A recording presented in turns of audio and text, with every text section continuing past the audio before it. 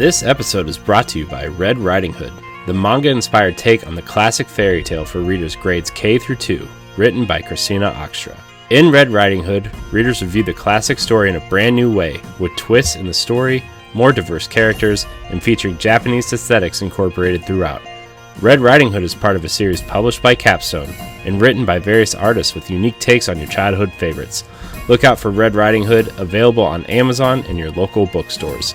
Congratulations, Christina, on your first published book. The link is in the show description.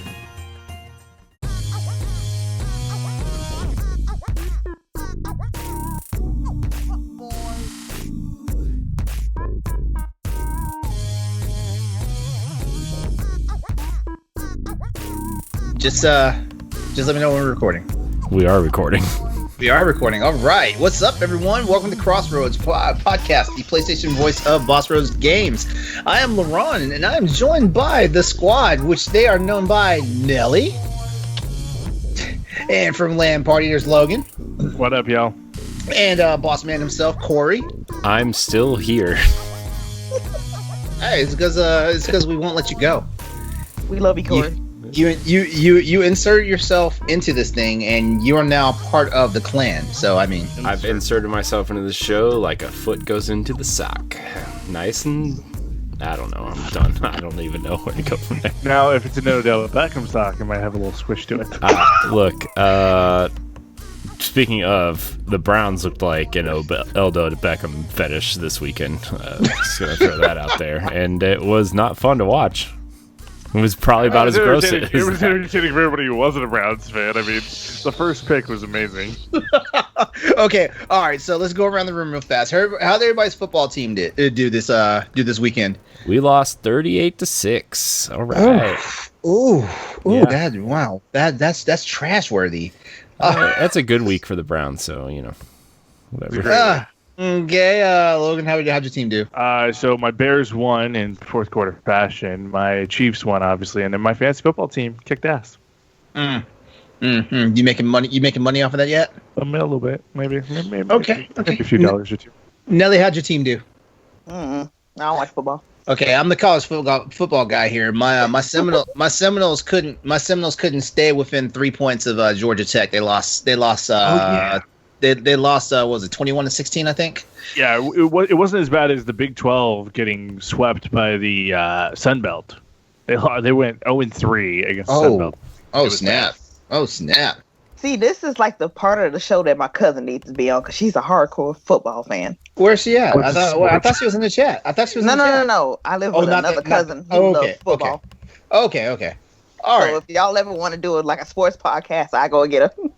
All right, so now we've gotten that out the way. How's everybody been this week? I've been working like a madman, like IT does not quit. Yeah, let's just leave it at that. It's been quite a week. I've been cleaning out a bunch of old stuff and getting rid of it. I went through all my old like gaming crap and just crap, and I went from 13 totes to 6 totes. Cleaning out and selling stuff. Cleaned out the vault. Yeah, I did pretty much. So, just getting rid of stuff, selling stuff. New consoles are coming out this fall. Someone's got to pay for them.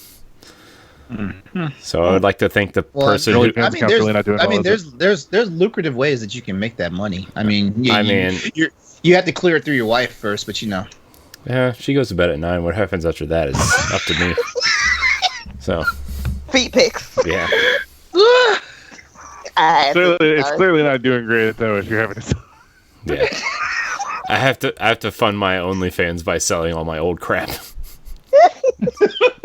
Yeah, honey, I got a $50 tip. Well, what'd you sell today? Oh, it was just the GameCube.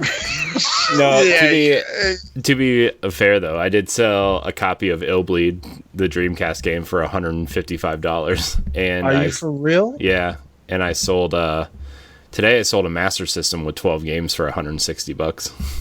You know what? I still have some old Dreamcast games in the boxes somewhere. What's up? Hold on! Don't give away no Dreamcast games till I look at them. Okay, you have first dibs about because I know I've still got Marvel vs. Capcom 2. I know I still have that one. I will buy that right off of you. that was like the only Dreamcast game that I was like, I don't need this. I bought Illbleed for $7 at a garage sale because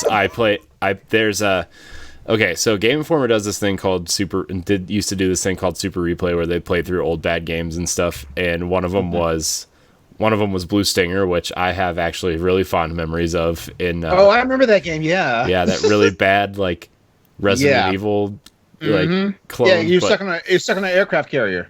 And like the whole thing is decorated for Christmas. the whole time. Yes. And like anyways, there's like a whole universe. Like they made like this whole universe, and there's 3 games in that universe. And one of them was Illbleed, and it's like a haunted house game. And it's actually there's some really interesting ideas in there, but it's actually like a really crappy game. And they played through that, and I was like, I'll give it a whirl. It was very bad, and I just kept it on the shelf with the rest of my Dreamcast games, and I turned $7 into $165 after shipping. So, I owned Skies of Arcadia at one point. I'm answering the Twitch chat right now. I owned Skies of Arcadia at one point, but I traded that one in, and then got the GameCube version when it was re-released. Legends. Yes, that is a great game, by the way. Skies of Arcadia is one of the best Dreamcast games / GameCube RPGs for sure. For real. Where's that remake, by the way? Where's that HD remaster, remake, whatever? You can keep it the way it looks. Just give me some HD on that. Just spit shine that guy and put it on something. Actually, did you guys see the remake or the re-release of Grandia? Because it's funny how the game still looks similar to what it did back when it released on PS1, but it looks gorgeous now. I didn't see that. I must have. Yeah, I have to look it up.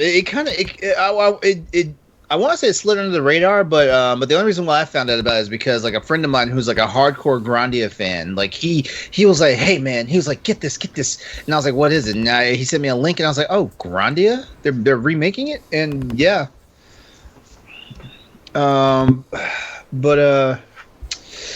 so what did you end up doing this week, Logan? A little bit of gaming. Played quite a bit of Avengers. Played a ton of Tony Hawk. Ended up getting another crown in Fall Guys. Whoop. Pretty sure about that. Fall Guys. And then I've just been editing and working on animation stuff and OBS today. It's been fun. And then Nelly, how about you? Straight homework. I just got done 30 minutes before we started. Hey, get that education. Get that paper. Yeah, smart. I think the most gaming I did was go through a cave and Rise of the Tomb Raider, and I turned the game off. Yeah, I haven't really done any gaming. I did jump back on Monster Hunter a couple of days over the weekend, and I need to jump back on it again before this limited event ends tomorrow. So I'll probably be spending some time on that tomorrow, right after the PlayStation event. But that's been it. Most of our before we get actually, let's do the housekeeping, and then before we get to the news, I got a question for the panel. Since we brought up Illbleed and what was the other game? The game that spawned it. I forget already. Blue Stinger. Yeah, Blue Stinger. I don't know why I forgot that just that quickly. All right, so Crossroads is a PlayStation podcast here on Boss Rush Games, where each week we are live here on twitch.tv/Boss Rush Games live. We come together to bring you the latest news, rumors, discussions, and games in the world of PlayStation. If you can't join us live, you can head over to youtube.com/Boss Rush Games or your favorite podcast service every Thursday to listen to the new show. Remember to like, share, rate, and review us whenever you consume our show, and check our family of podcasts. Tongue-tied. I knew it was going to happen. And all of our content on bossrushgames.com. So to you guys watching right now, welcome. We're glad to have you here tonight. All right, so here's the question before we break into the news. All right, so what's the most obscure video game you have ever played? It doesn't have to be limited to PlayStation. It can be just across any of the systems. The most obscure, or it can be out there. It doesn't matter. And please, no hentai games. Oh man, there goes Summertime Sweetheart Triple X Meltdown or whatever they call that. Such a masterpiece of a game. That was the first 10 out of 10 for IGN. It was rated 69. It's pretty tough to play that game with one hand, Logan. Okay.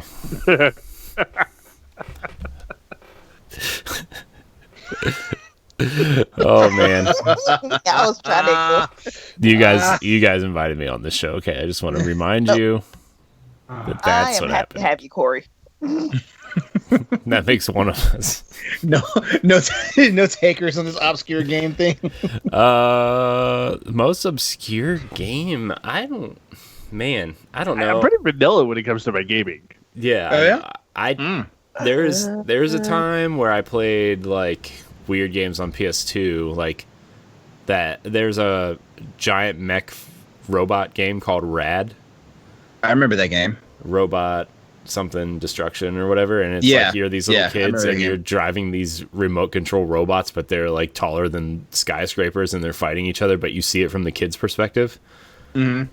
It's pretty interesting idea. I'd say I would actually just sit on top of the robot's head and then just play like that, but then I fell off and died. And if look, child death, not fun. You said no hentai games, but I'm thinking Dead or Alive. Yeah, Dead or Alive's not a bad one. Only the volleyball. Yeah. I'm thinking about this guy. I feel like Logan got pretty good at that butt bouncing game. Right. Visual aids, guys. Visual aids. There was this game I played, I think it was last year, maybe early this year. I cannot remember the title of it, but you are in hell. And you're going through like these different levels, and the more you drink, like the more superpowers you get. Oh, Dead or Alive Extreme Beach Volleyball. I think I know the game you're talking about. But I do not remember. I cannot remember the name of it. I can't remember the name of it either. After Party? Was it After Party? After Party sounds right. You have to like outdrink Satan to escape hell. Yeah. You have to outdrink Satan. That one's that was recent actually. It was like an indie title, right? Yeah. Kind of cartoony or storyboardish. Mm-hmm. Cuphead? Yeah. No. Cuphead's obscure for you? No. It is a little bit. It's definitely a weird art style. Mm-hmm. I gotta say the most obscure game that comes to mind that I can think of is Seaman for the Dreamcast. Oh. That's Seaman. Is it spelled M-A-N or M-E-N? I was a sailor, so there was a such thing as seaman, but you know. Wow, this show got dark again already. That's how you make a 360. It's like Logan dangled the bait and I took it. Show me your booty. I don't want to see anybody on the show dangle anything. Yeah, I think the only reason why I even like messed around with Seaman is because Leonard Nimoy was the voice of the actual creature. So I was like, yeah, let's check this out. That's fair. I'll give you that one. All right, so I guess we can move on to some news now, right? Hold on. In the Twitch chat, let's see what they said. Rumble Roses. Okay, that. I can see that as the Call of Duty Ghosts. Okay. I'd actually agree with that one. Zool on the Amiga 1200. Zool. I remember that game, but I don't think I ever played it. I remember hearing about it. I played it on I'm Sega. Old. Either Sega or Super Nintendo. It was like Mega Man. Was it the same game though? I mean, was it the same type of game though? Well, I don't even remember. Yeah. Man, obscure games.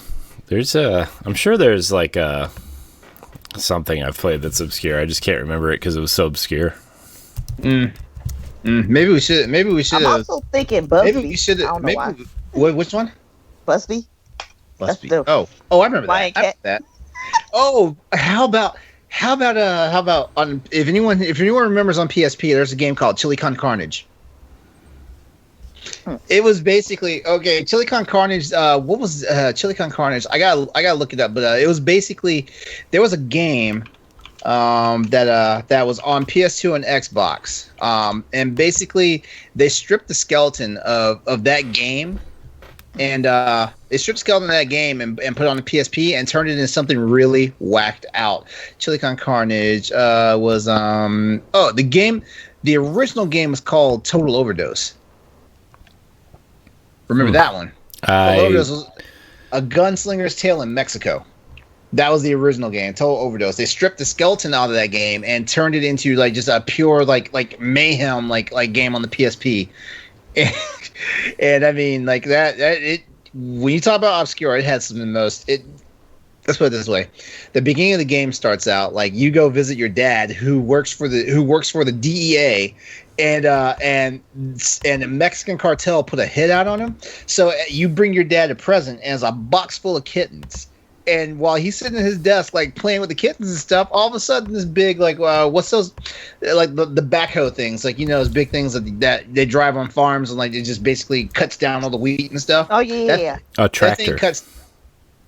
Okay, a tractor. Okay. I don't know.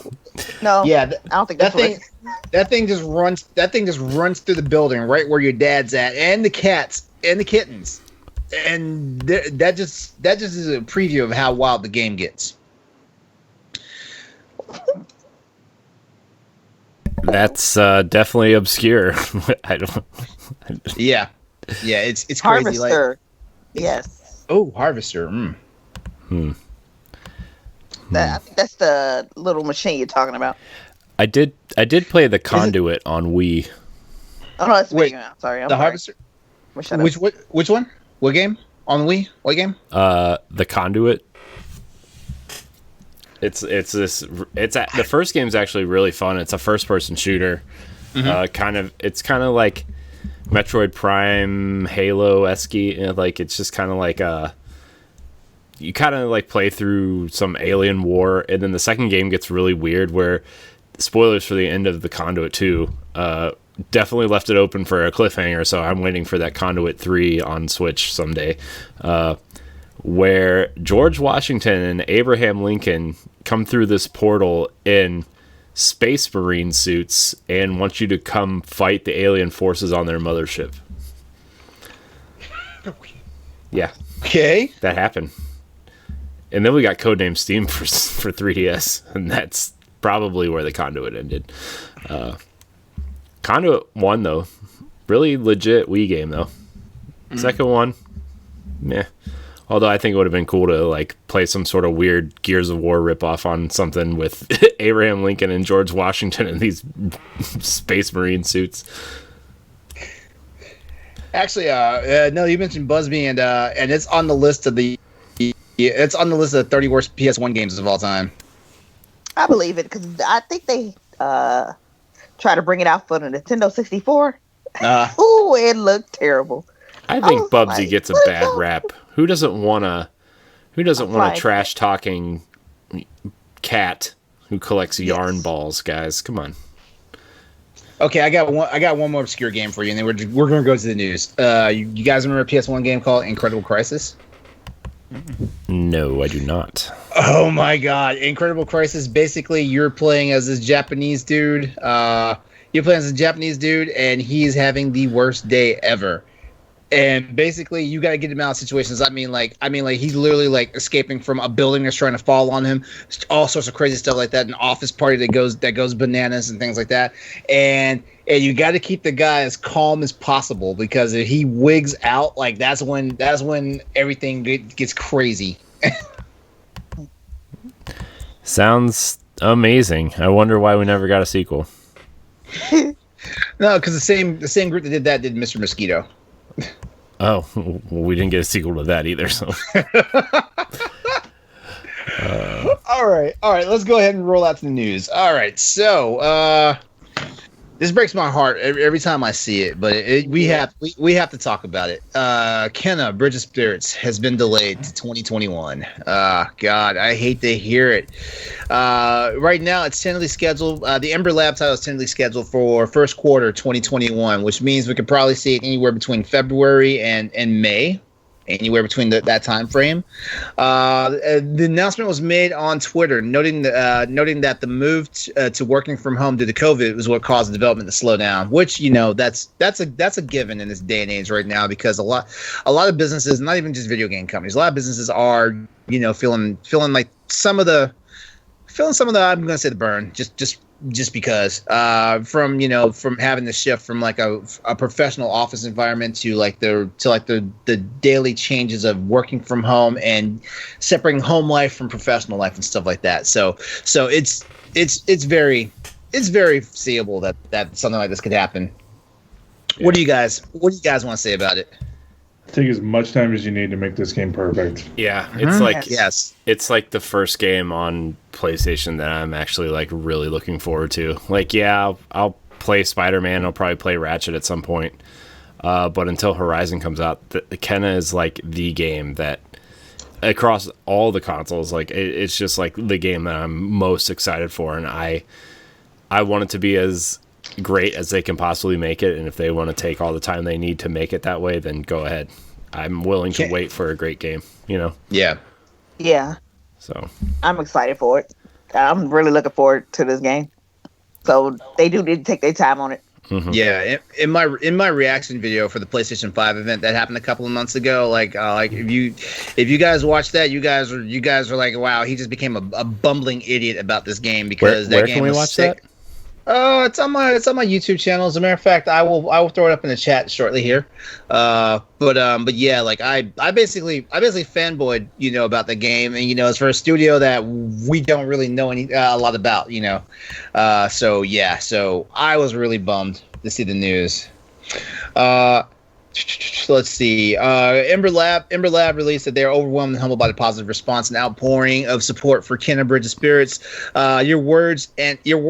Your kind words and excitement for the game have been an inspiration to the team. So hey guys, like we said here, take as much time as you need.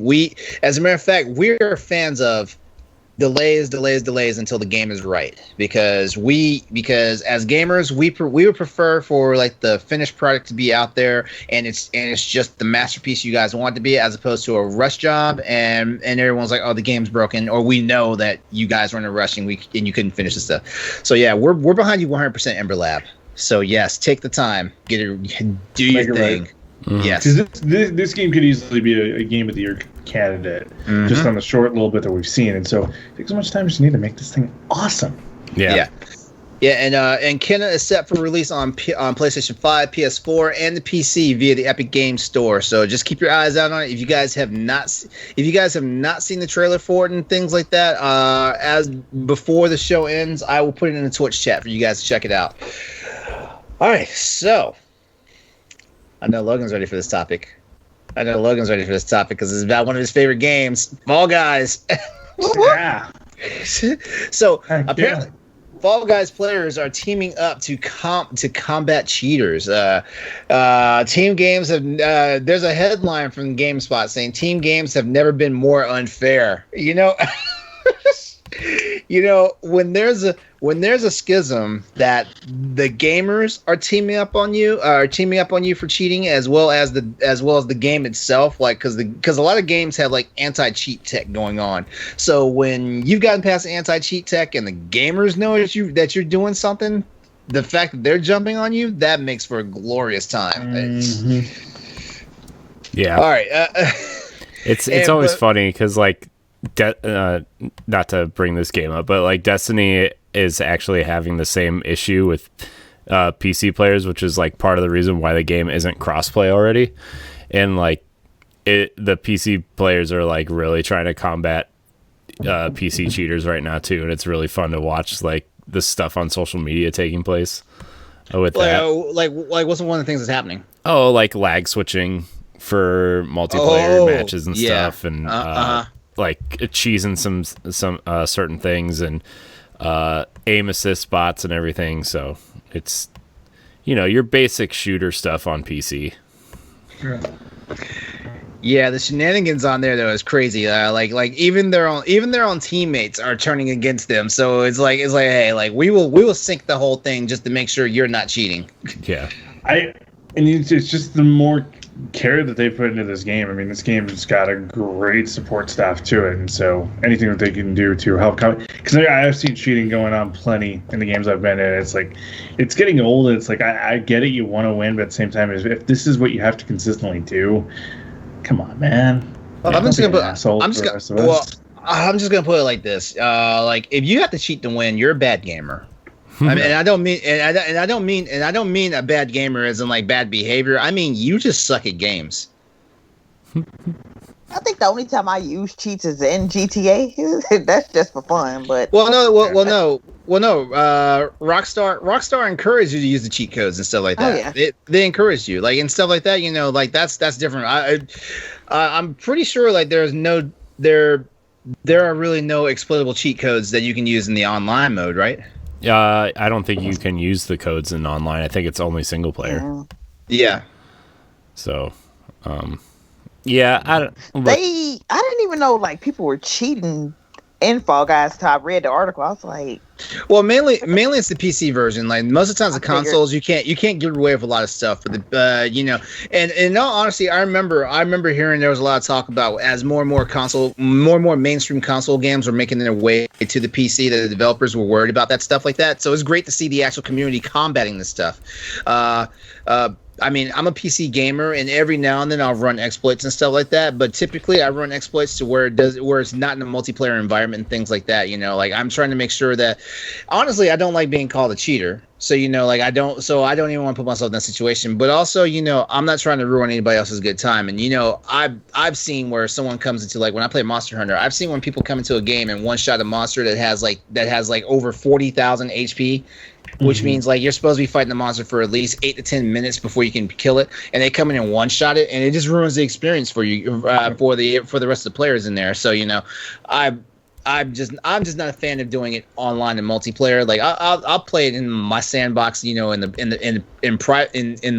private single player mode. But you know, for the most part, like if you're cheating, if you're cheating, you're either just not trying to play the game, or you suck.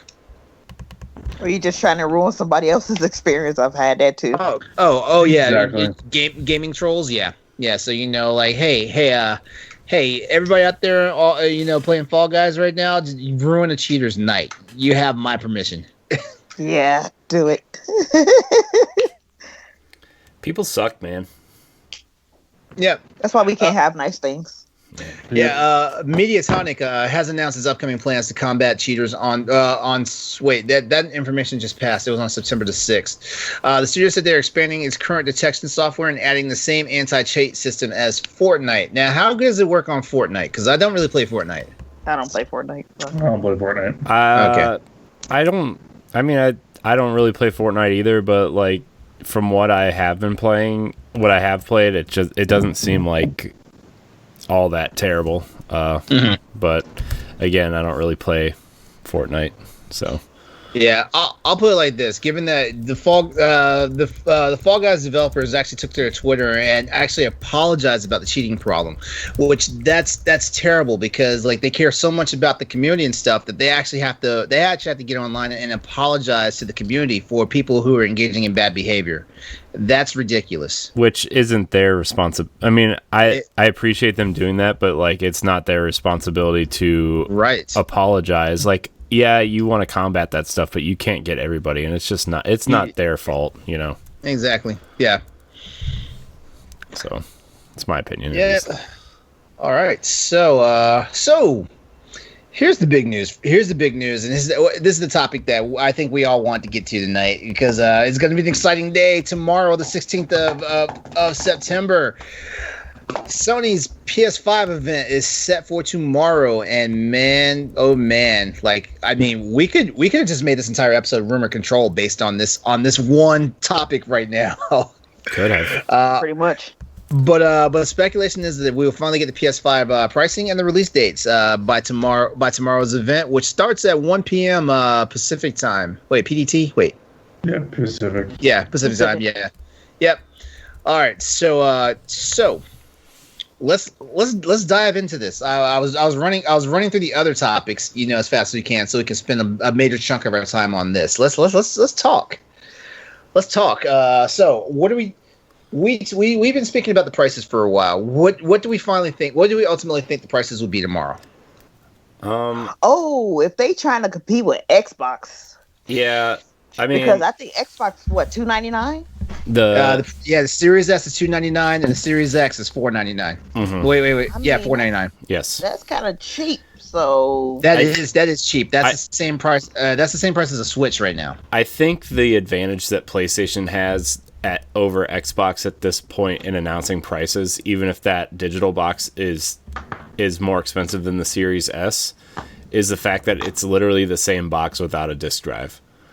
I think that's the one advantage they have, where I think people who the Series S is a nice option for people, right? But the physical gamers are forced to get the more expensive, more powerful box. And the Series S only has a 500 gig hard drive and no disk drive. And, it's a Game Pass box, right? Like, I think that's what they're trying to position it as, or your kid's Fortnite and Apex box, or their Minecraft box, or whatever. For me, I'm getting the Series X, right? Like, I think that's an overall better value for how many games I play. I have a pretty decent 4K TV I like to play my games on. Like, that's just the one I'm looking at. But for PlayStation, like, as an all digital gamer, like, I think that is a nice option to have. Is that same power, same box, same everything, just without a disc drive. I think they could get away with it if they're matching Xbox's price with the main box at $499. I think they can get away at $399. I almost think they could get away with $349. Yeah.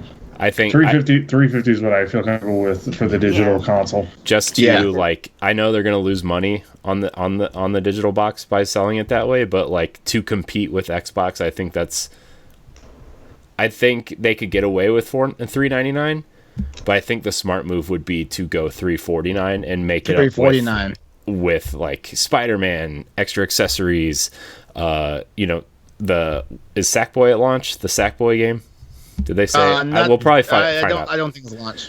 We'll probably find out launch lineup tomorrow, right? Like, their third. Hopefully. They'll make it up with their third-party partners. There's enough there to compel people to buy a $350 PlayStation or a $400 PlayStation. Yeah. So, but my realistic guess would be $499 for the disc-based one and $399 for the digital one. Yeah.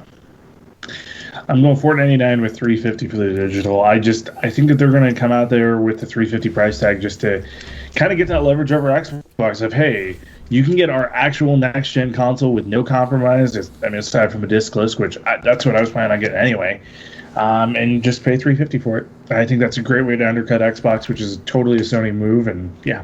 Mm-hmm. Yeah, for sure. I totally agree with you. I agree with Logan. Yeah, I think, like, to be honest, like, to have like the Series S is a nice option, right? It's 1440p up to whatever 120 frames a second theoretically, has a lot of the similar bells and whistles that the Series X has, but it's kind of slower, doesn't have as much RAM, whatever. I think if you can market that and say, hey, you can have this more powerful box that does everything that the disc-based one does for $50 more, I think that would just like put a knife in the Series S, personally. $299 is a very nice looking price point, but for a power box in the way that PlayStation gamers kind of think, I feel like $349 to really stick it to Xbox would be really smart for them. Man, now I'm hoping it's $349 because I really want both boxes. Yeah. Oh, really? I don't know if I'm going to be that greedy. I think I'm just going to get the. As a person who only had the base PS4 this entire run, I think I'm just going to go ahead and get the full bells and whistles and get the high dollar system on this one. Yeah, I mean, look, at the end of the day, like, for me, like, I know I'm obviously not the PlayStation guy on this podcast, right? Like, my bread and butter is Nintendo, which we all know is the most powerful console on this planet. That was a joke, guys. You're supposed to laugh. I mean, no. Our collective brain power is trying to figure out how we are going to come at you on this one. Yeah, I just like zone out. But like I would, if they made a digital version of the Series X, I would be getting that. I don't care about like a DVD drive. I don't really watch a lot of movies. Anything I watch is usually through Amazon or Netflix or Disney Plus or whatever. I don't collect physical games anymore. Like, that option is just not for me. So, as somebody who's a terrible human being and super greedy and wants both consoles, I'm really hoping it's 340. You're gonna cause the demand. You're gonna cause demand. Shame on you, Corey. I know, especially since the console shortage apparently. Oh yeah, we're probably gonna talk about that. I know we're probably gonna talk about that later. Yeah, I want to hear more about that as it develops. But yeah, in my opinion, if Sony decides to go the $349, $499 route, I think yes, it's a good move and it's a safer move. And honestly, it's a flex. I'll be honest with you, because everybody's acting like $299 for the Series S is the real flex, and no, it's just there to get product in the house in the homes. That's all it's there about. Yeah. Also, I'm also under the same thing as a gamer who's no longer a collector. Like, it's not a big deal about me whether I have the physical disc or not, because heck, like I barely want to get the collector's editions that have all that extra stuff that comes in the box and stuff. So it's one of those things. I feel like Sony's going to be sitting nice no matter what, as long as they say it's not too close in price to the actual regular console. I think we'll be all right.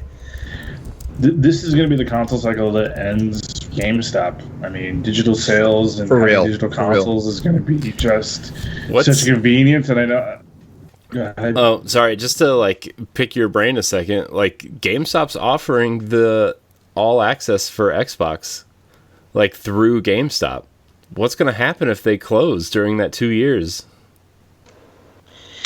Lawsuit. Okay, the reason Reggie's going to have to give up everything. But it's totally different than what Xbox is offering. It's not the same program.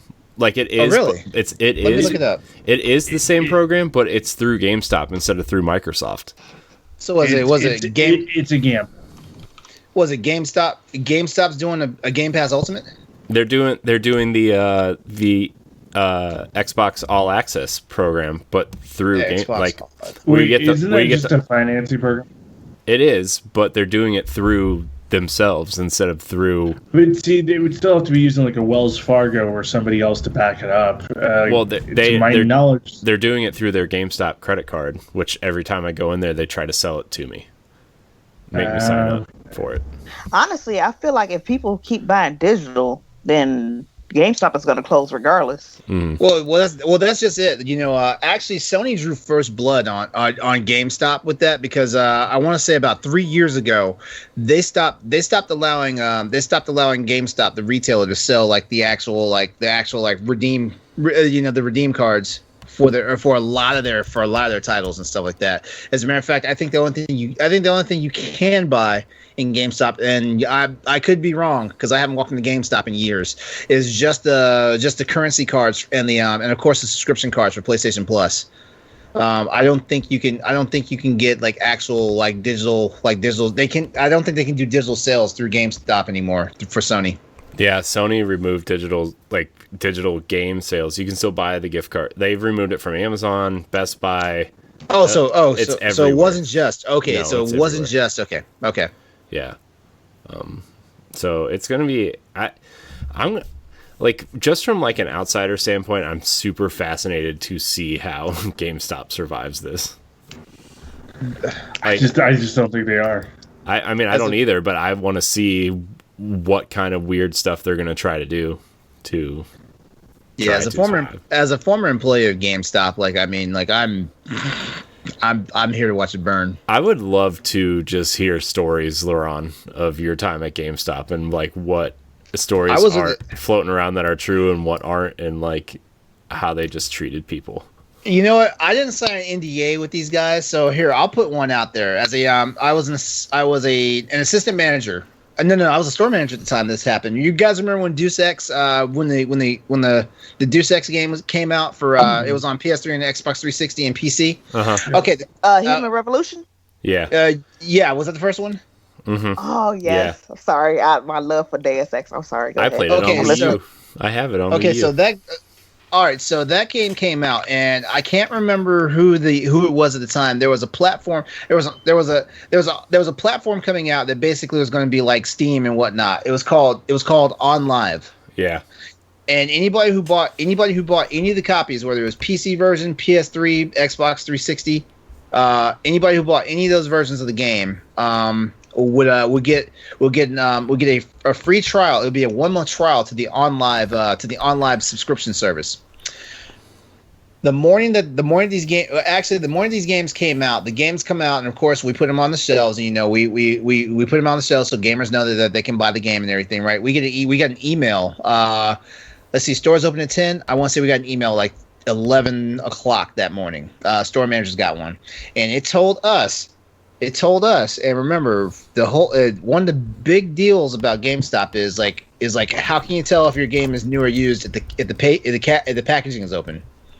Mm-hmm. Email comes out, and it's instructing all store staff to open all the games up and take all those OnLive vouchers out, because GameStop was coming out with its own program that would have been similar to it.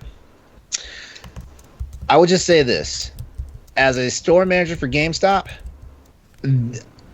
that was the worst 2 weeks of my life. The launch of Deus Ex, because I had to do what corporate was saying, and then I had to deal with the customers when they found out that, hey, we're supposed to get something free in all of our games.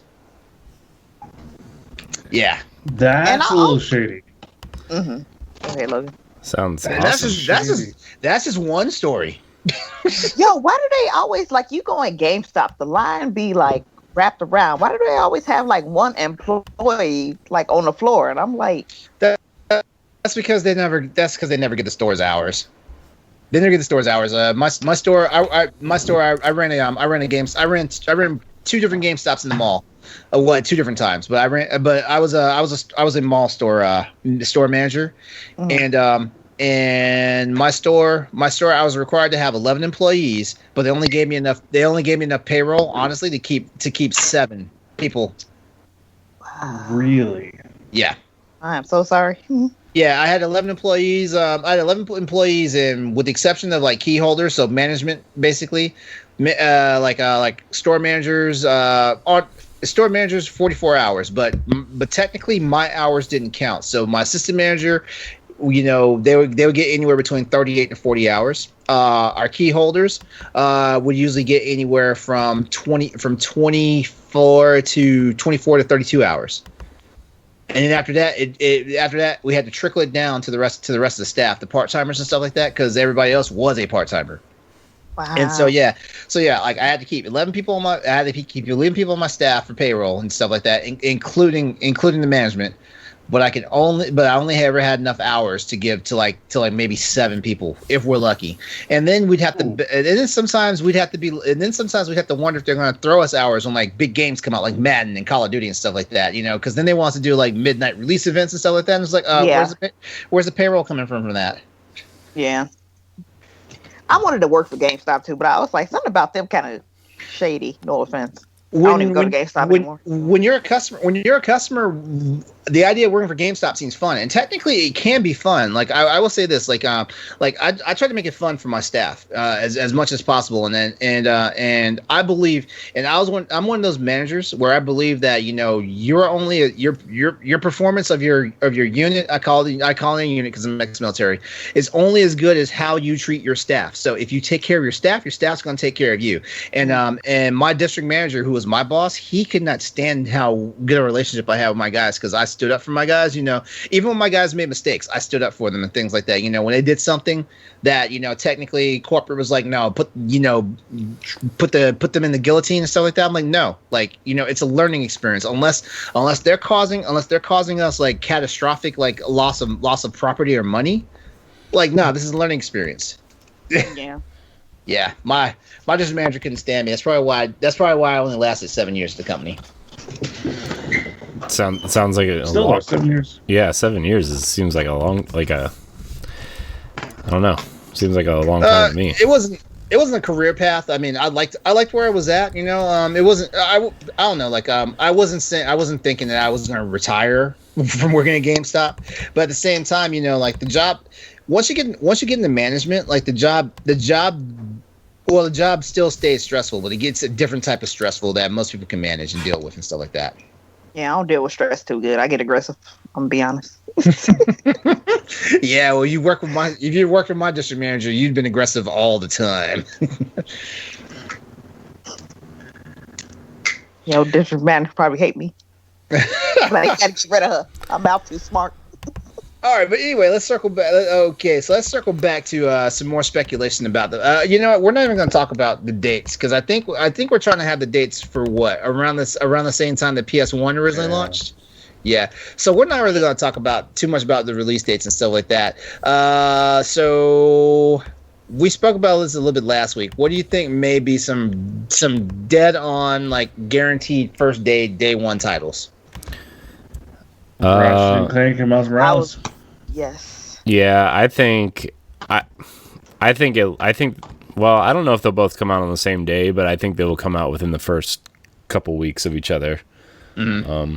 I mean, obviously, anything Ubisoft is putting out is going on there because I feel like the way they headlined the last PlayStation show with Miles Morales. I feel like it's going to be a launch title or reasonably close, like within a month of the actual system dropping. I think Miles Morales is going to be the launch title. Especially if that rumor is true that they're bundling it with Spider-Man, like the original game. Oh wow!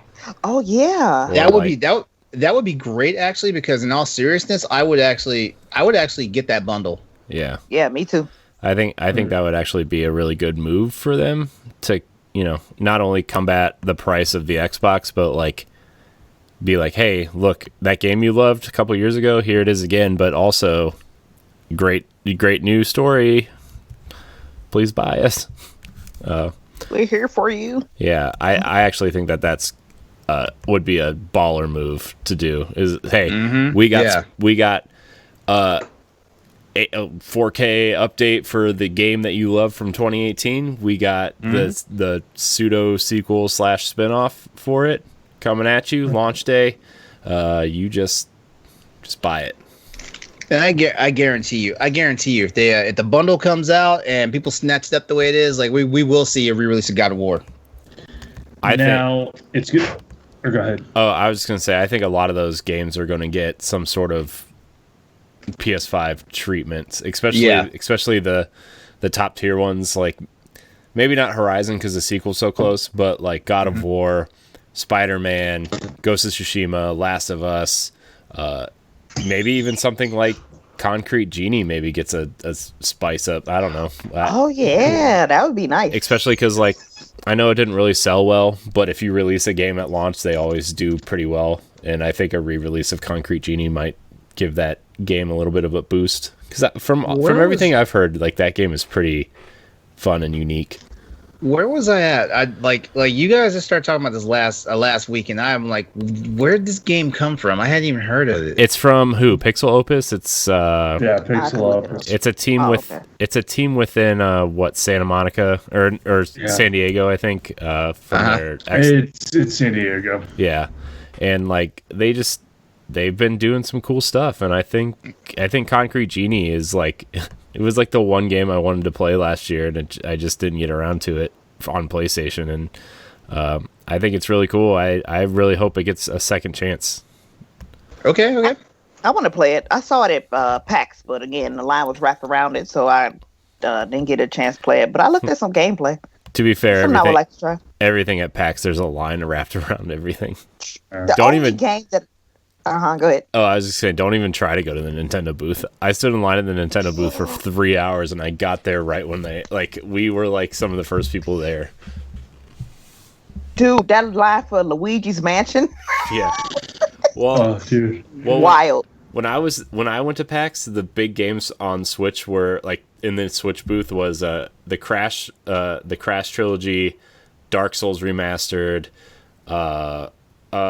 Donkey Kong Tropical Freeze re-release. There was one other pretty big. Wolfenstein 2, No More Heroes. There was a ton of stuff there on the Switch, and it was like I was like, man, this is real dumb. They had a Mortal Kombat competition. Even that line was long. Yeah. I'm like, what is going on? Like, well, I should have known, but it was my first time there. I didn't know. PAX Even is- Hello Neighbor was just like wrapped around. Yeah. Shaq Fu even had a line to play it. I'm like, this game sucks, dude. Like, The only game that I played, or the only line that I got through real quick was Code Vein. yeah. I tried to take a video of Code Vein when I was there because they had it there, playable, and I was trying to take a video of it for my phone because I wanted to get hits on our YouTube channel at the time, and some like really angry Japanese lady came up to me and like started yelling at me, and I was like, I don't really understand what you're saying, but I'm taking this video. I got a video of Medieval. I got one of Final Fantasy. I even got this Final Fantasy competition online. Nice. They ain't say nothing to me. Nice. All right. So any more predictions, speculations about tomorrow's event? Tomorrow you're going to see the announcement of Final Fantasy 16. Yes. I mean, that Well, pretty you know much what, that leaked, should- right? I mean, that was like a... We're fairly certain it's going to be there. It's not an official leak yet, but yeah. Well, didn't someone tweet it out and like delete the tweet? Wasn't that like screen grabbed from It somewhere? was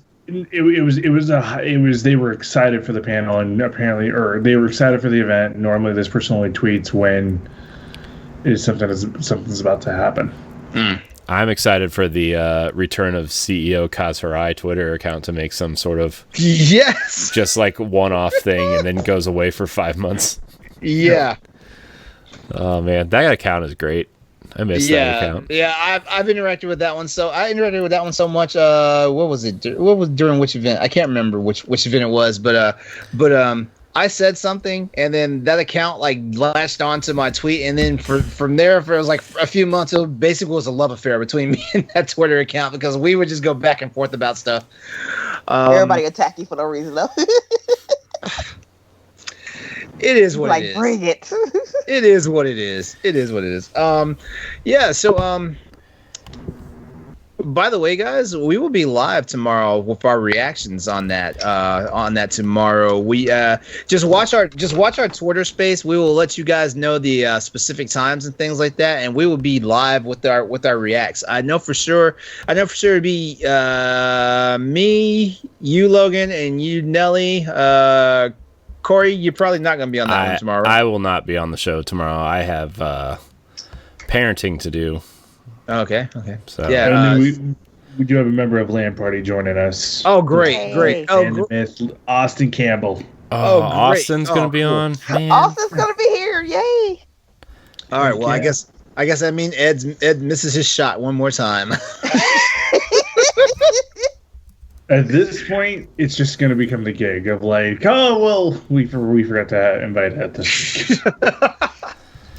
Yeah, so just check us out on just check our social media space out tomorrow. We will have updates and times for when we will go live, and trust me, you guys will want to be there for that because as we move into our next topic, I'm gonna go ahead and pull up my YouTube channel so everyone can see my reaction video from the last PlayStation event.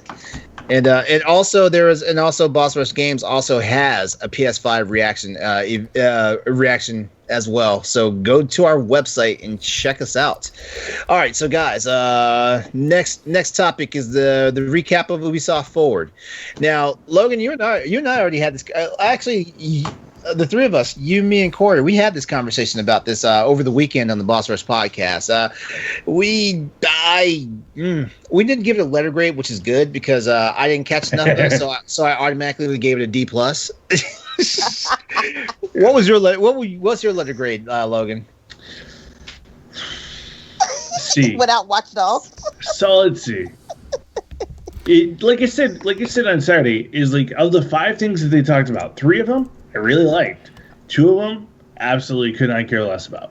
I'm telling you, dude. Steep, Dawn of the Blood Dragon, Trials, New Dawn. Okay, was amazing. You take Watch Dogs out, great, cool. That saves you a little bit. What was the other thing I really didn't like in that conference? Most of it. That's true. I liked Immortals. I liked Scott Pilgrim. I want to play that. I loved Riders Republic.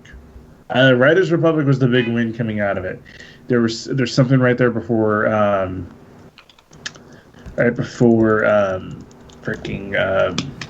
Scott Pilgrim that I'm missing, and I cannot remember what it was. But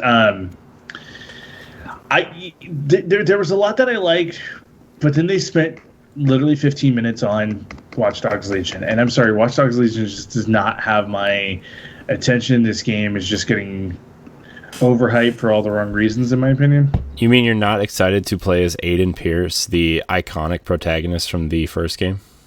I really could not care less. Yeah, I got excited when I saw him. I was like, "Hey, man, yay!" I don't have a problem with Logan. I mean, I'm not. Well, hey, Wow. Thanks, man. I really appreciate it. There you go. Aiden, Logan's rhyme. They rhyme. Oh, Prince of Persia. Like, I hated the Prince of Persia remake. Yeah, that looked real It didn't bad. look like a remake. Sweet. You updated the lighting. Cool. It looked like they took that PlayStation 3 trilogy and was like, oh, I bet we can make that 4K real fast. Yeah, I've heard about it. Hold on. Well, I heard about- Go ahead and talk. Let me look. So they described it as they were remaking it step for step for step, and like they were just completely rebuilding it. It's like, no, you didn't. You clearly took some of the same models and made it as bad as it was back then. It's clearly a just like a HD remaster, and like it's basically what Nintendo did with the Wii U ports of Wind Waker and Twilight Princess. They reskinned some of the main characters. It'll still play the same. It'll still have like the same story beats. It's all the same voice actors. It's the same game with a fresh coat of paint on it. Like, I don't know. Look, I don't mind it when games do that as long as you market it that way. Like, I think the Uncharted trilogy is like one of the best case scenarios for remaster, right? But this is just like, boy, this is interesting direction you're taking this. Yeah. Also, did you hear what they tried to say after it? They were like, this is like a 6-year-old or a 6-month-old build of this game. Then why did you show it? Right? They don't. I get it. You're Ubisoft and you're the kings of overhyping games. But, like, this could have waited. You're already in the busiest time of the year anyway. So, like, save this for the spring of next year. Talk about it then. Yeah. Why does this look like it needs to be on, like, Xbox 360? Yeah. I mean, it's got that same shitty graphic quality. Yeah. It didn't really... I got hyped for the fact that it was a remake. The remake was coming, but the thing that really got me hyped was when I heard the music, the theme song. Like that was the best part of the trailer for me. Yeah, because somebody right now, said, "I'm not complaining. The remake looks as good as how my nostalgia remembers the original." But I think it exactly. could have been yeah, better. but they're billing it as a remake, like not a remaster. They've got some work to do. Like, that's the thing. If they were rebuilding it as a remaster, I would be like, okay, that's fine. But, like, they're calling it a remake. Like, got to put some, effort into it. Like, I get, like, Ubisoft Singapore is doing this, which is usually a support studio, and this is their first, like, quote-unquote big project. But, like, I don't know, man. I don't know.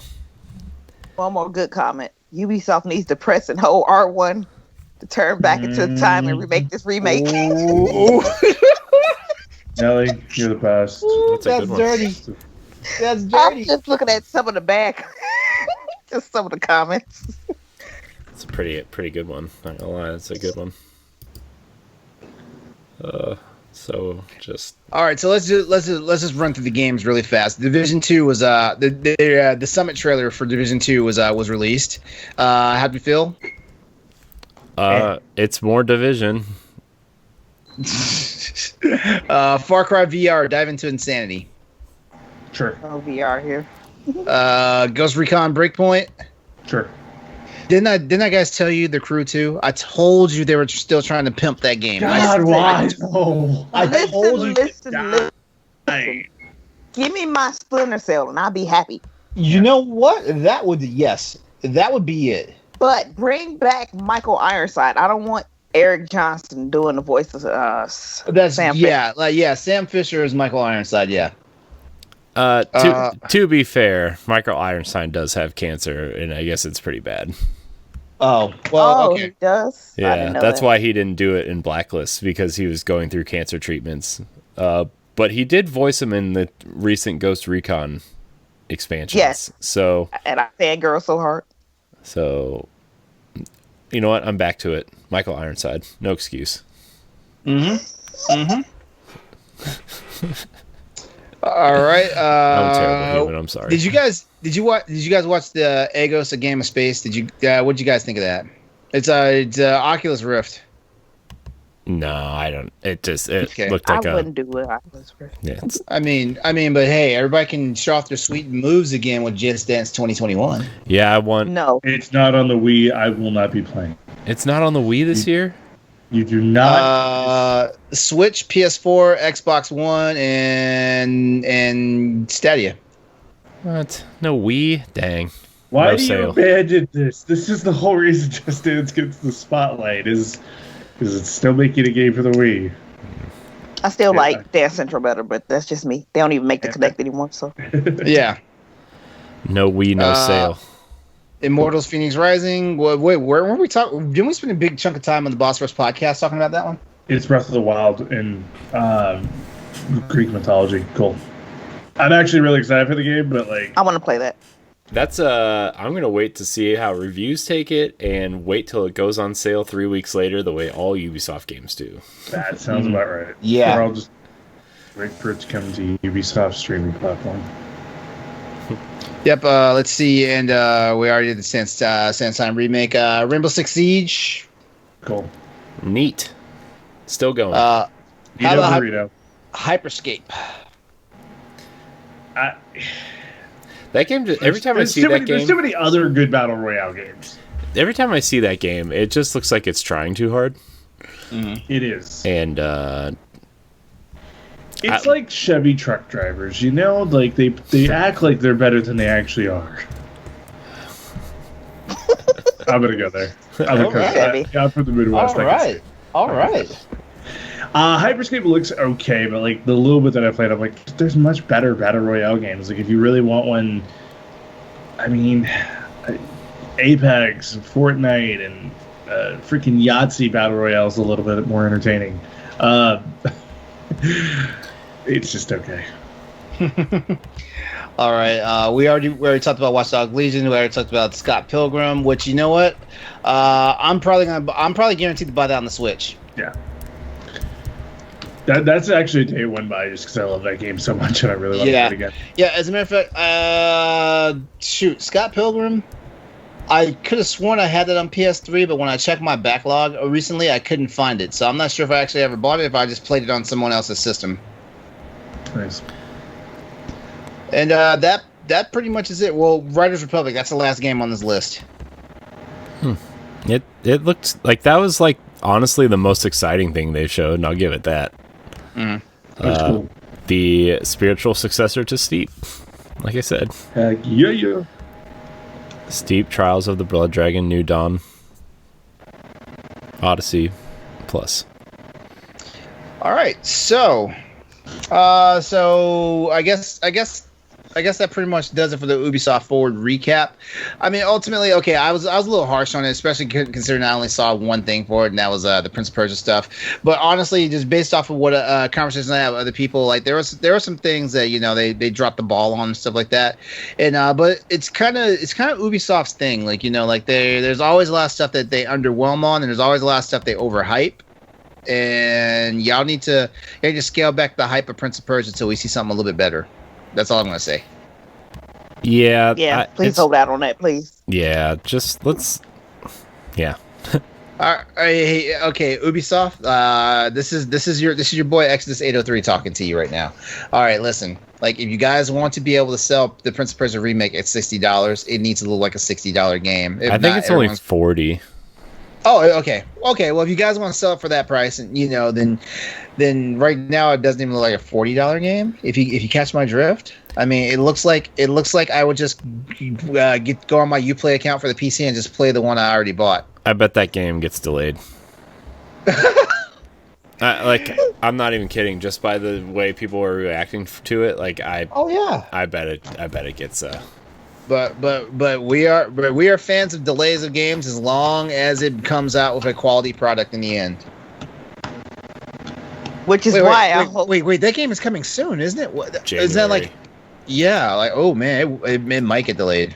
Yeah, that's what I'm saying. Like the reaction to that game, like I can't see it not getting delayed at this point. So, again, my opinion. My opinion doesn't really matter, but that's what I'm saying. Well, our opinion should matter. We're the consumers.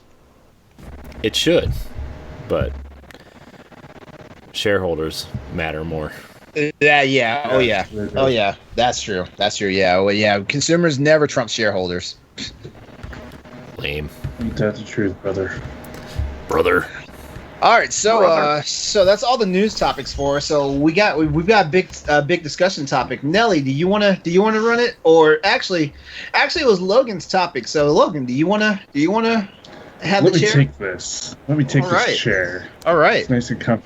Let me take you for a ride. Let me take you for a ride. Let's go to onlyfans.com/ Stop it. Stop. Oh, wow. We'll get your hard drive fully loaded. There's nothing floppy about my disc. I don't want to hear anything about floppy disks. He wants to give you all of his RAM. What? Graphics card joke. He's really into streaming. No. Okay. I'll make a secret. Never mind. I'll make a secret tape and never tell you that. I'm waiting for the OnlyFans call. Yes, absolutely. Okay, so we're wrapping up this generation of the PS4. The PS4 has been an amazing generation. If I don't bump my mic completely out of frame, my hard drive is ready. Jesus Christ! Oh God. Twitch, I love y'all. I love our Twitch chat so much. Where's this audience in our Power Block episode? It's not this audience, let me tell you. You're here to see me and only me. Not swear. Oh man, it's true. Nellie's the moneymaker of the show. Without her, where would we be? We thought it was. Never mind. We thought it was the Phoenix, but really, she's the reason for the season. It was Brody before he decided to not be one of us anymore. Brody, we miss you. We miss you so much. We miss you so much, bro. Sure, the show's gotten so much dirtier. We're wrapping up the PS4, and there's been a lot of great games. You think about games like God of War, Horizon, Last of Us Part 2, Ghost of Tsushima, Spider-Man. What character has defined this generation of PlayStation? I'm going to actually go out on a limb and say Aloy, I think. I think a lot of people were surprised at how well that game, like how good it was when it came out. I think a lot of people were surprised at how well it sold. I think a lot of people became attached to Aloy that people like that just didn't expect to. I mean, I certainly didn't expect to. I think Aloy brings, like, she's like, Horizon in general stands for, you know, allowing the teams to be creative in however way they feel like they need to be, and whatever games they want to make, they're allowed to make. Like, you know, I think Aloy became the icon of PlayStation this gen, and I'm not saying that because I think Horizon is PlayStation's best exclusive this gen.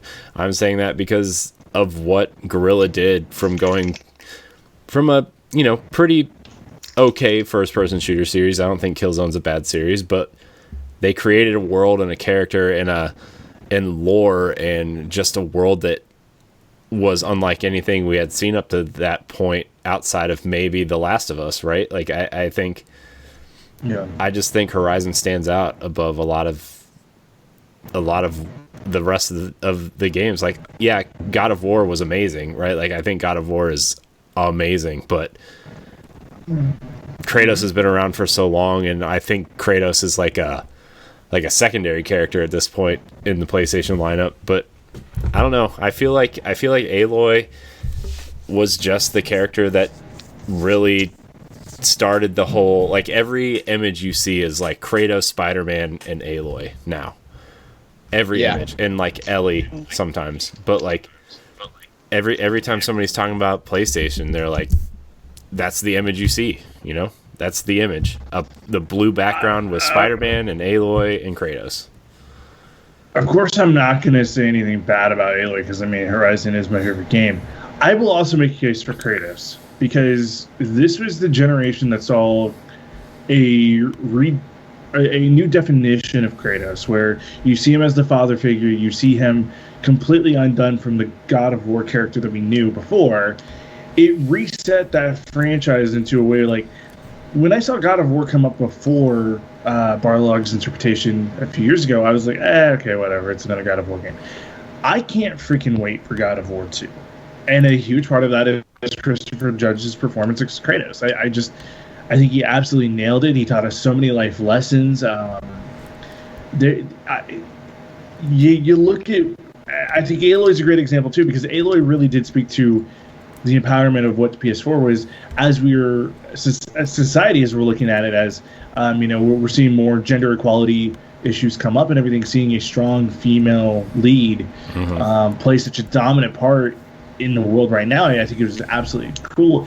And the cool thing was too is that they made Aloy speak for herself.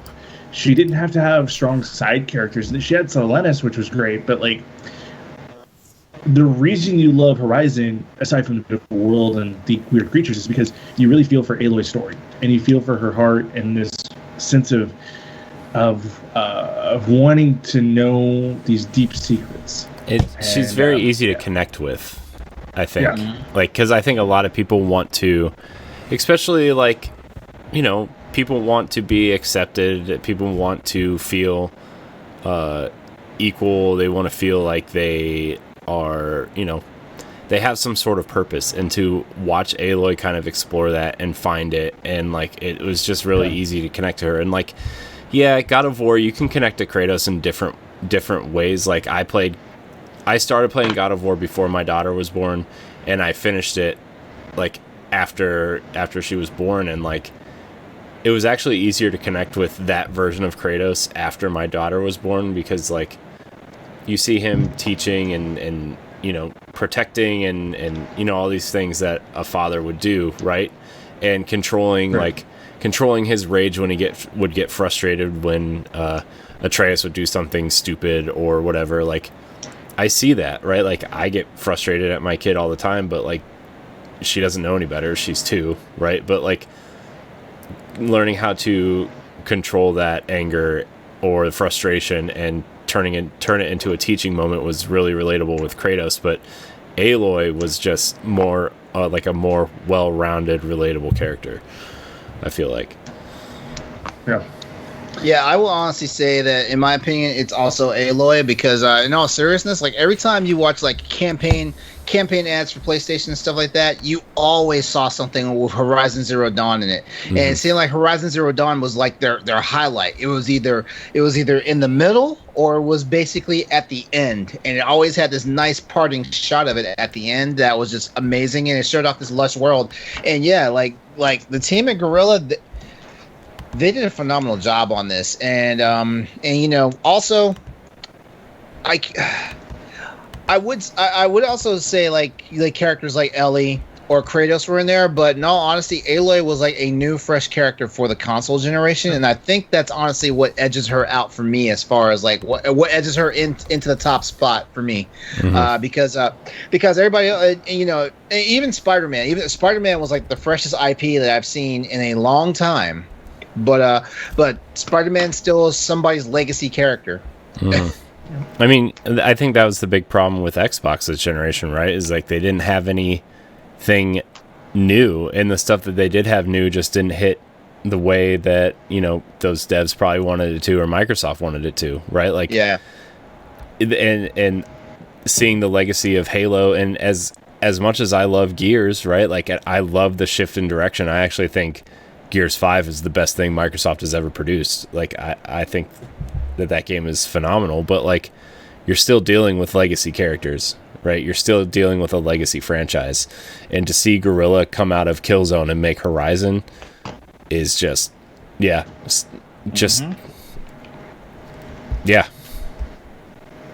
At first glance, I didn't even believe that was a game from Guerrilla. I didn't. Yeah. I mean, you wouldn't, right? Because because all we know them for is Killzone. Yeah, and a really bad, you know, third-person shooter on the PlayStation 2 before Killzone. So yeah.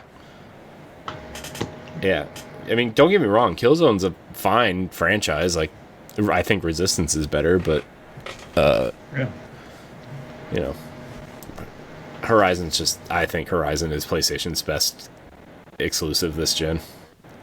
Granted, I haven't played them all, but yeah. Oh yeah, I haven't even come close to playing them all because shoot, I haven't played Final Fantasy VII Remake yet. Yeah, I wonder. I think I want to get that. Yeah, I want to get it too when it goes on sale or something. But I'm waiting for the PC version. Yeah, I'm at that point too where I'm like, I'm gonna wait for yeah, PC. I'm gonna test out those new graphics cards. Got that 3090 in my forearms. There.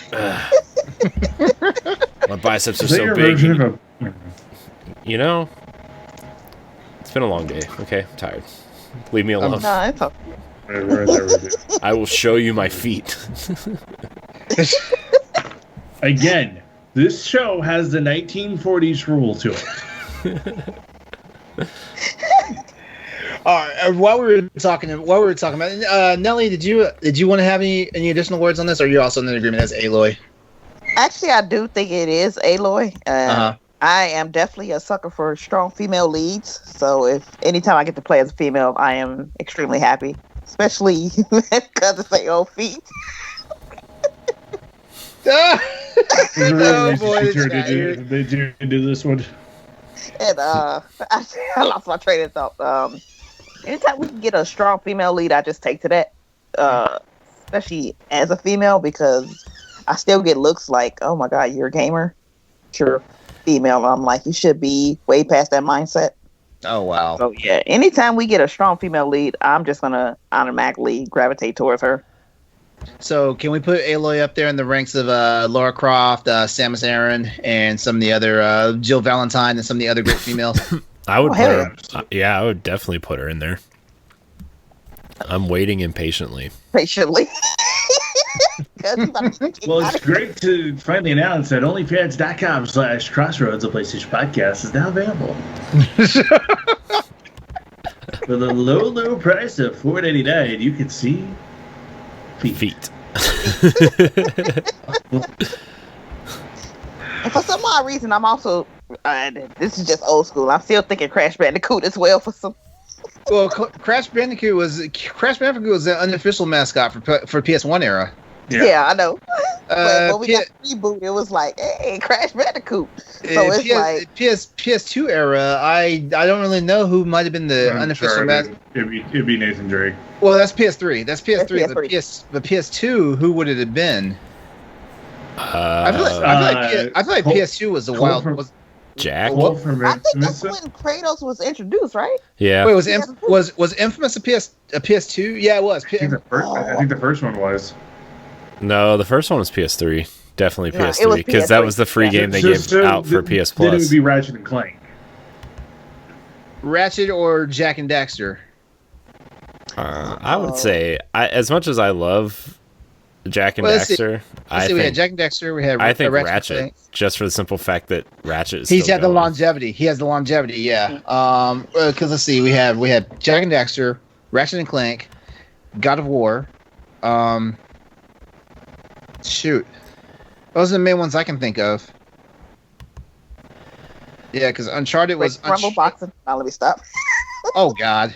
That was Dreamcast. What are you talking about? That was. That was Dream. I mean, if we're gonna do that, Mario. we might as well say Dante from Devil May Cry or what was the main guy from Onimusha? Because man, Onimusha was selling some units back in the day. What was it? Rikamaru? No, Rikamaru was that was Tenchu. I'm not sure. I'm not gonna lie. To me at that point in my life, it was like Madden or Shoot. Madden. Some people are gonna argue it was Solid Snake because Metal Gear had a phenomenal run on the PS2 in the PS2 era. That's fair. Yeah. And the PS1. That's where it first came out. Yep. I don't know. I'd probably say Ratchet or Kratos. I mean, Kratos was I think people forget God of War 2 was a huge deal. God of War 2 was a big deal. I remember going to the Honestly, God of War was a big deal. Remember the little interlude scenes where you did the circle move, like when in the bedroom with the women. Yeah. Yeah, I was just thinking that. I was just thinking that, like. It's like you're doing all these button inputs and all of a sudden circle move with the analog stick is like, oh, what's going on here? Yeah. But yeah, I mean, God of War 2 was a huge deal in that first fight against the Colossus. Like that was like, I will never forget playing God of War 2. I was in my college dorm room and fighting that Colossus. Like I went and bought it. Like I came home one weekend because I had it pre-ordered, and I went back to college and skipped a day to play that game all the way through. And I was just like, man, that was God of War 2 was a big deal. So God, I remember like slaying that Hydra in the first God of War. yeah.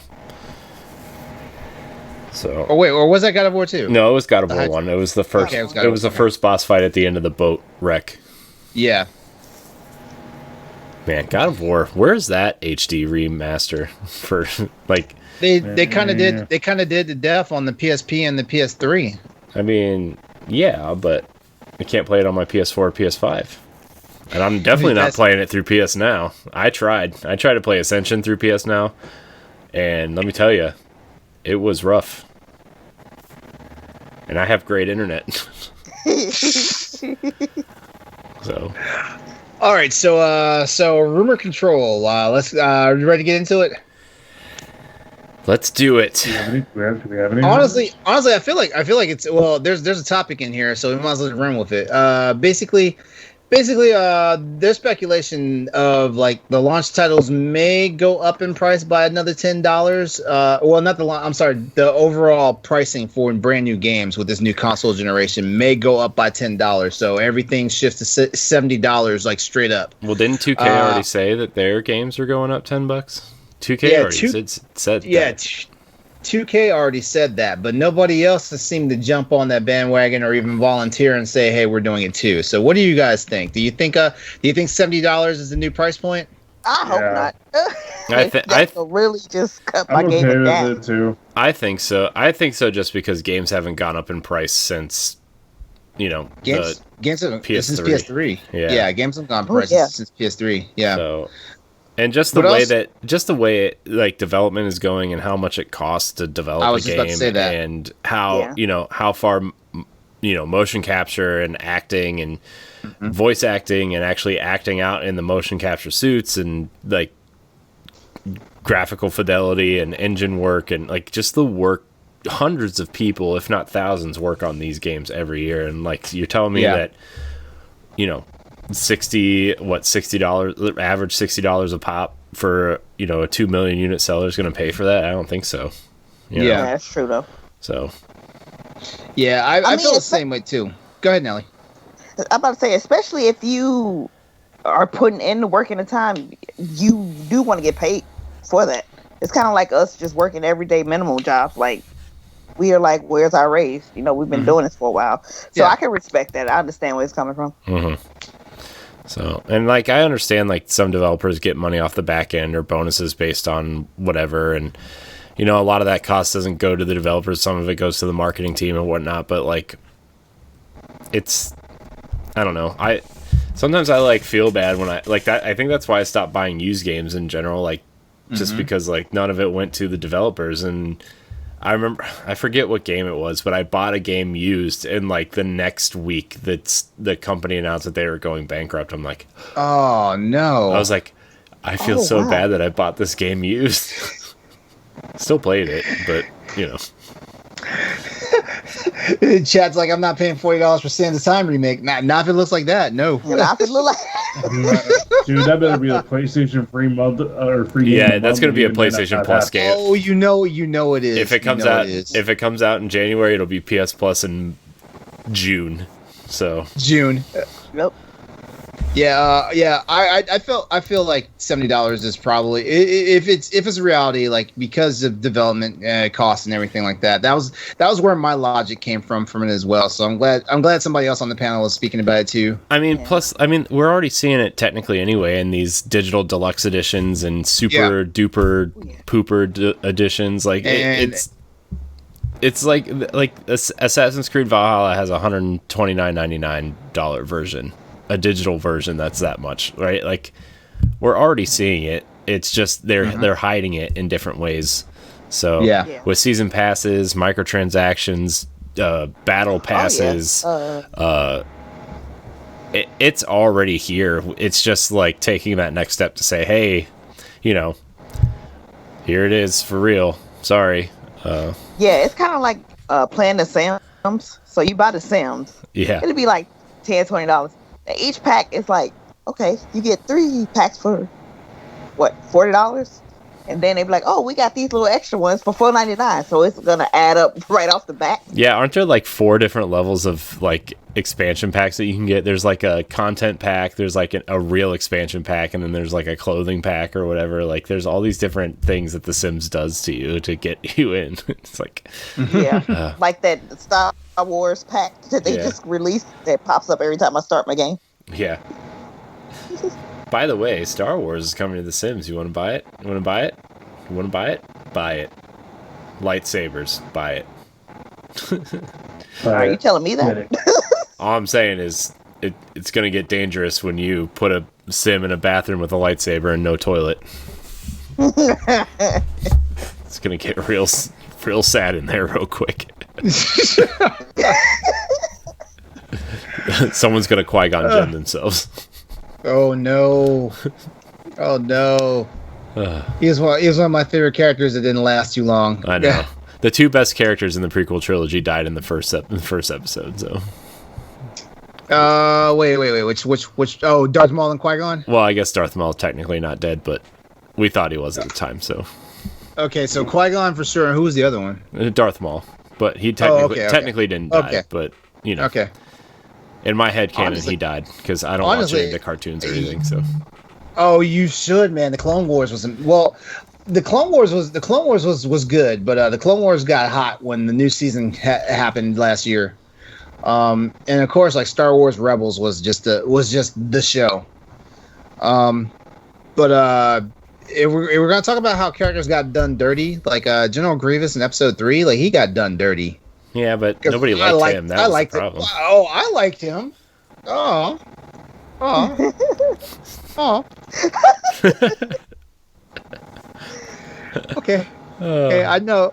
I'm about to cry myself to sleep when this is over. That's how I do every And time I'm we gonna do the look right in your show. window and be like, "Look, LeRon." I'm gonna record it too. Like, Ah, What a terrible character General Grievous is. He's just awful. he was better in the cartoon.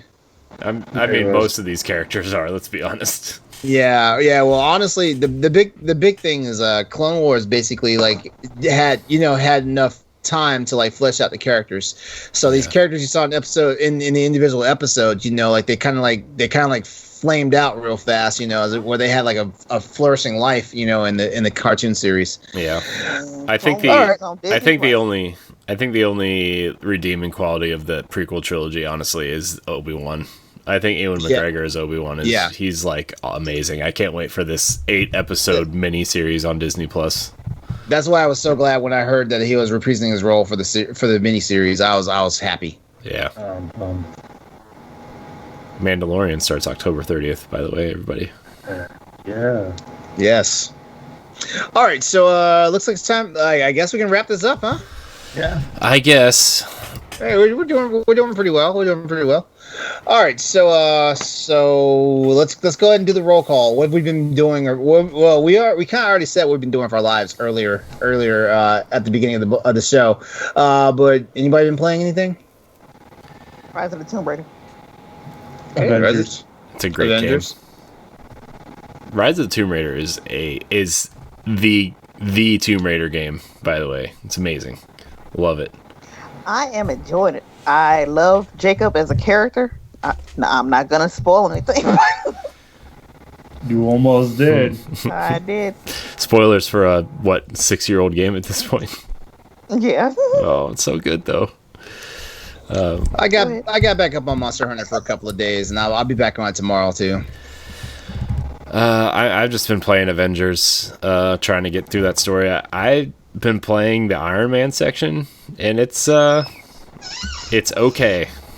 It feels like a better version of Anthem, which that bar is not super high, but the flying is fun. So Who is Iron Man? Isn't that Nolan North? yes, it's totally Nolan North. And but he gets better throughout the game. Does he? Because he totally just sounds like Nolan North at this point. He sounds like Nathan Drake. Without spoiling too much, where are you in the story? I literally just unlocked Iron Man. I got through this part where you go down an elevator and you go through and wreck some people. There is a mission. You're probably about 3 hours away from it. You'll appreciate Nolan North's Iron Man a little bit more. He's not a bad Iron Man. It's just like he's clearly just Nolan North. He's not like doing any type of voice change. There's one particular mission I'm thinking of where he's really freaking good. Yeah, I just that part where like Bruce and Tony like re-meet each other. Like it's just kind of like it's definitely just Nolan North talking to Troy Baker. It's just all it is. At Tony's house, yeah. Yeah. So, Cool. yeah, but I've also been playing a lot of Tony Hawk. Did we run into Captain America yet? I have not. Corey's about 3 hours away from it. So you ran into Captain America, Logan? Yes, I have. Does I've got everybody unlocked right now. Nice. that just sound like Carlos from Resident Evil 3? No, it really doesn't. I mean, he's really? He sounds a very hella good Cap. Yeah, I can't wait to unlock Cap. That's who I'm planning on maining, actually. He's like really the only reason why I want to play the game is because Jeff Stein. So The whole mission where you figure out what happened to Cap, like the story's really freaking good. Yeah, I'm pleasantly surprised by how much I'm enjoying this story. I think that's the only thing that's keeping me going at this point, to be honest with you. Can I give a few spoilers? No, I'm not.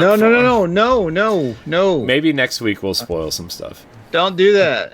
maybe I get it this week. It's freaking great. It's freaking great. Well, maybe you could tell me, Logan. Okay. I like spoilers. I don't care. I got you. Hold on. At the end of the show. Yeah. Come on. We don't want to start a riot. Let's start a riot. Wow. Yeah, I've been playing Avengers. Been playing That's a Tony Hawk. song I haven't heard in like 12 years. What was that? 3 Days Grace. 3 Days Grace. Let's start it right. That was my wrestling theme song when I used to create wrestling. Go ahead, I'm sorry. I'll give my cool points back. That's all. Go ahead. Man. Good times. Good times. Yep. All right. I guess it's time to outro us, huh? I guess. All right. Well, on behalf of everyone here at the Crossroads, the PlayStation Podcast, I want to say thanks to everyone that they came and checked us out tonight. If you guys stuck around for the whole thing, there is a YouTube link out there that has directed my YouTube channel that will get you to my reaction video for the PS5 event that happened a couple of months ago. Please check it out. And I gotta do the plug: like, comment, and subscribe, please. I love you for it. And yes, so check us out once again over at bossrushgames.com. We have an entire lineup of different shows that you can check out, including the Boss Rush podcast, which is our main event, as well as Arsenal X, the Xbox podcast, Nintendo Power Block, you know what that is, Tower Casuals, which is all about Destiny, our 1v1 series, our recap series, which basically we just talk about anything, typically movies and TV shows and anime series and stuff like that. The video game book club will be coming back soon, and expansion pack, which we've been talking about for a little while amongst ourselves in the groups. But so everybody, let's see, where can we find you at, Nelly? You can find me on Twitter at Planet Nelly. Nelly is spelled N3LLIE. And you can find me on Twitch at Bratface_87. Bratface87. Logan. You can catch me at Logan Corkins on Twitter and wherever you get your podcast. Check out Land Party. If you're a sports fan, you want to find out how we thought your team did week 1 of the NFL season, wait for Friday. We got a brand new episode of Trash Talk. All right. And as usual, you can find me on social media at EXODUS803, X's803. That's also my Twitch handle. Go find me there. And my YouTube channel is in the chat. So go look it up. And Corey, where can I find you?